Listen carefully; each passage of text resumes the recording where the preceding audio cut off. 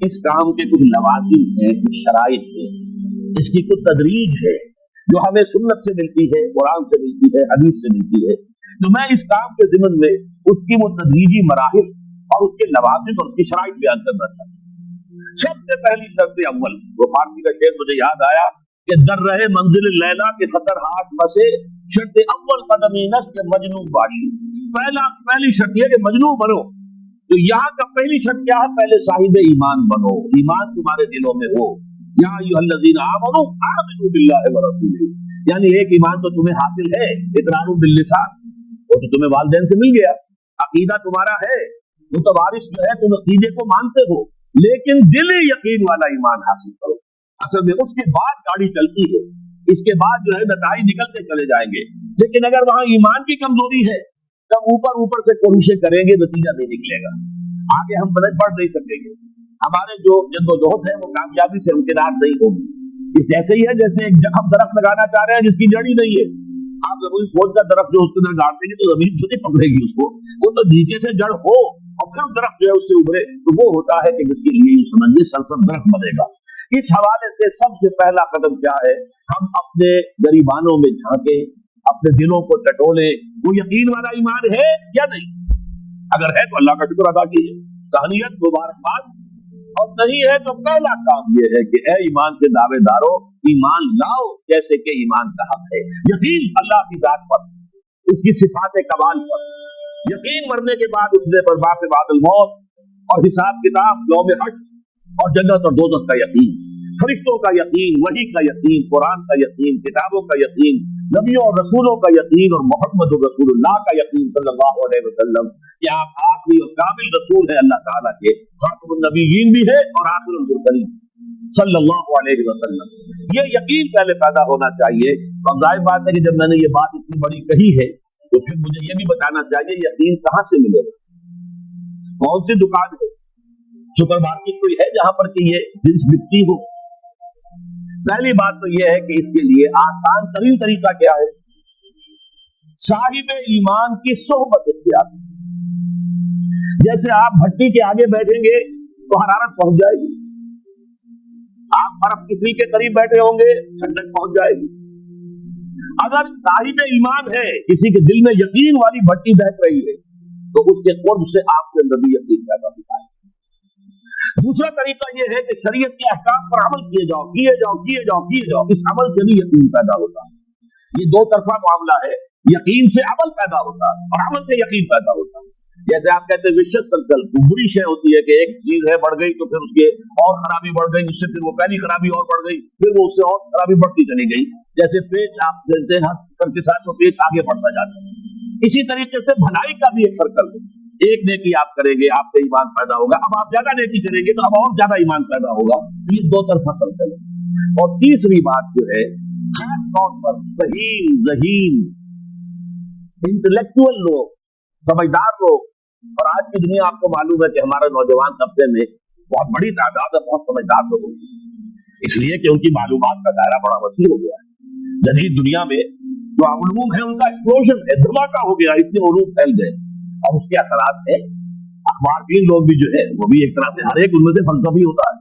آپ اس سے ذرا بات کر کے دیکھیے، وہ اپنے فلسفے بگاڑے گا، اپنی رائے دے گا. معلوم ہوتا ہے کہ شاید سب سے بڑا سیاسی تجزیہ نگار یہی ہے. لہٰذا وہ لوگ کہتے ہیں کہ ہمیں تو وہ بات بتاؤ جو ہماری عقل کو بھی یقین کرے. یہ جو معاملہ ہے وہ ایمان جو عقل کو بھی یقین کرے، اس کی سوچ صرف ایک ہے، وہ قرآن حکیم ہے. مولانا ظفر علی خان نے شعر کہا تھا بہت سادہ انداز میں، وہ جنس نہیں ایمان جسے لے آئے دکان فلسفہ سے، ڈھونڈے سے ملے گی عاقل کو یہ قرآن کے صفات. عاقل جو ہے انٹلیکچوئل، ایک عام آدمی جو ہے صاحب یقین کی صحبت سے بھی یقین پیدا ہو جائے گا. عام آدمی عمل کرتا رہے گا، اس سے بھی یقین پیدا ہو جائے گا. لیکن عاقل، انٹلیکچوئل، وہ سب جو کہتا ہے پہلے میری عقل کو اطمینان ہونا چاہیے پھر مانوں گا، اس کے لیے جو سورس ہے، منبع ہے، سرچشمہ ہے ایمان کا، وہ صرف اور صرف قرآن ہے.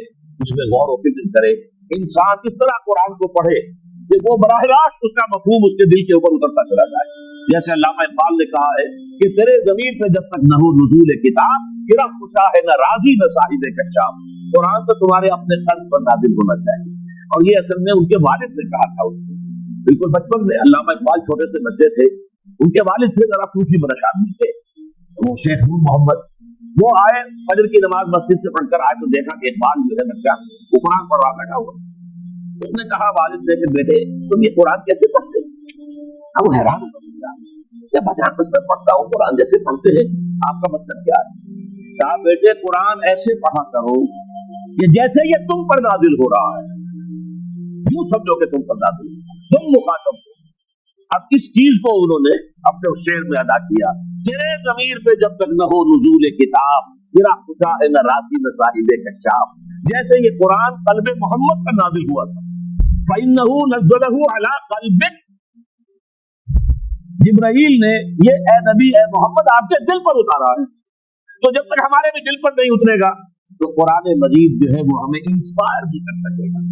तर्जुमा आप पढ़ेंगे, कुछ आपको मालूम हो गया इसका मतलब ये है, तफसीर पढ़ा था जी ठीक है फलां मुफस्सिर ने ये लिखा है, फलां ने ये लिखा है, ये मालूमात तो मिल जाएगी, लेकिन वो अंदर से जो मोटिवेशन होती है, अंदर से जो जज्बा उभरता है, अंदर से जो ईमान जो है चश्मे की तरह कल्ब की गहराइयों से उभरता है, वो नहीं होगा। वो उसी वक्त होता है कि जब वो इंटेलेक्चुअल आदमी जो है वो कम से कम इतनी तकलीफ जरूर करे कि इतनी अरबी सीख ले कि अरबी जो है कुरान मजीद उसके बराह रास्त कल्ब पर नाजिल हो सके, वो तर्जुमा न देखे। अब एक आयत पढ़ी तो तर्जुमा देखा और देखा उसमें नंबर 11 लिखा हुआ है, हाशिया में जाकर देखा नंबर 11 यहाँ है, वो देखा, तसल्जुल तो टूट गया। अब वो बात नहीं रही। और तर्जुमा जो है वो सभी जानते हैं, दुनिया में हर बच्चा भी समझ लेगा कि गालिब का कोई शेर हो और वो आदमी पढ़ के झूठ जाता कि क्या बात कही, उसी का अंग्रेजी में तर्जुमा कर दीजिए, अब उसमें कुछ भी नहीं। आपने मफहूम तो बयान कर दिया अंग्रेजी, लेकिन जो तासीर है उस गालिब के शेर की वो अंग्रेजी में मुंतकिल नहीं हो सकती। तो कुरान मजीद का कुछ न कुछ मफहूम तो तर्जुमे से मालूम हो जाएगा, कुरान की तासीर तर्जुमे से नहीं हासिल हो सकती, तफसीर से नहीं हासिल हो सकती। इसलिए दो सबसे बड़ी तफसीरों का जिक्र अल्लामा इकबाल ने किया है कि गिरा कुशा है न राजी, न इमाम राजी की तफसीर कबीर से तुम्हें फायदा होगा और न इमाम ज़मख़शरी की कश्शाफ से होगा, जब तक कि तुम्हारे अपने दिल पर कुरान न उतरे। और उसके लिए लाजिम है कम से कम ये कि इतनी अरबी इंसान सीख ले कि बैरियर ना हो ट्रांसलेशन का, तो पर्दा हाई न हो दरमियान में, तसलसल न टूटे, आप बराह रास्त पढ़ रहे हो, बराह रास्त उसका मफहूम आपके कल पढ़ना। तो पहला स्टेप सुबह ने उन 3 आयतों पर इजाफी आयत सूरह निसा की आपके सामने रखी। हम में से हर शख्स का पहला काम यह है कि वो यकीन वाला ईमान हासिल करे। आम आदमी के लिए साहिब यकीन की सोबत भी मुफीद, आम आदमी के लिए अमल से भी यकीन पैदा होता है, लेकिन इंटेलेक्चुअल के लिए, ज़हीन के लिए, फहीम इंसान के लिए, इंटेलिजेंसिया जिसे आप कहते हैं, उसके लिए लाजिम है कि वो कुरान मजीद की गहराइयों में गौताज़नी करे और कुरान उसके अपने कल्ब के ऊपर नाजिल हो तो कहीं जाकर वो कुरान को समझेगा। चुनांचे अल्लामा इकबाल का एक और शेर ज़हन में आया है, मैं आपको सुना दूं।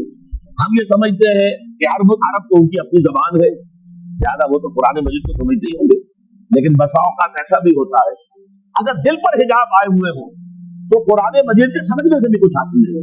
दिल पर हिजाब है, यही वजह है तू अरब हो या अजम हो, तेरा दिल न दे गवाही, लुगत तहरीफ। ये कुरान मजीद जो है तू अजम हो या अरब हो, ये कुरान मजीद तेरे लिए लुगत गरीब रहेगा जब तक कि तेरा दिल गवाही नहीं दे। तो एक तो तलब हिदायत हो इंसान के अंदर, और दूसरे ये कि कुरान मजीद को बराह रास्त नाज़िल होने का मौका मिले कल्ब के ऊपर, तो ईमान यकीन वाला हासिल हो।